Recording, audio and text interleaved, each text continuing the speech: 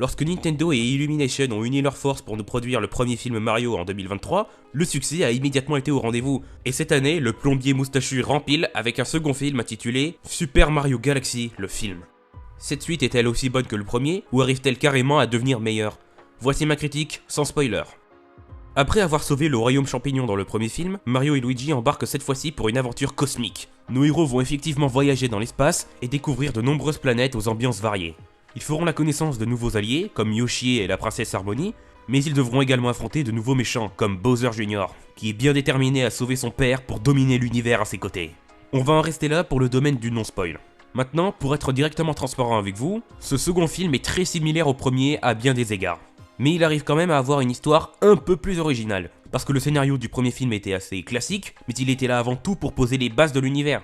Et la mission de ce second opus, c'était d'exploiter ces bases pour aller plus loin encore. En ce qui me concerne, je pense que cette mission a été accomplie. Cette fois-ci, l'histoire n'est pas aussi simple que juste Mario qui doit aller sauver la princesse Peach. Ne serait-ce que parce que dans ce film, Peach n'est pas une princesse à sauver, elle mène ses propres aventures. Et l'idée de faire se dérouler le film sur plusieurs planètes différentes, c'est génial. Ça permet de présenter plein de nouveaux personnages sans avoir besoin d'expliquer pourquoi ils n'étaient pas présents dans le premier film.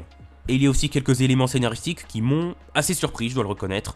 Il y a notamment un changement qui a été fait sur le personnage d'Harmony qui m'a vraiment surpris. Mais je vous invite à voir le film vous-même pour voir de quoi il retourne. Ensuite, on a évidemment le cas de l'animation.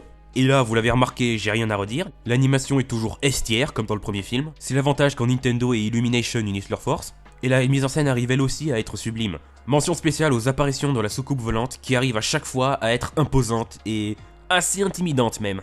Le doublage français est lui aussi de très bonne qualité, mais j'ai rien à redire là-dessus. Et comme pour le premier film, on a plein, mais genre vraiment plein de références au jeu Mario.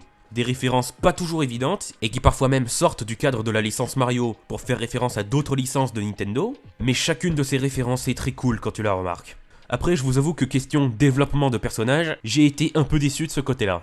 Parce que le personnage d'Harmony par exemple, disons que ce qui est intéressant avec elle, c'est plutôt son histoire que son rôle dans le film. Vous comprendrez vite de quoi je parle. Il y a aussi quelques problèmes de rythme, comme pour le premier film, mais je l'ai un petit peu moins remarqué cette fois-ci. C'est à peu près tout ce que j'ai de négatif à dire.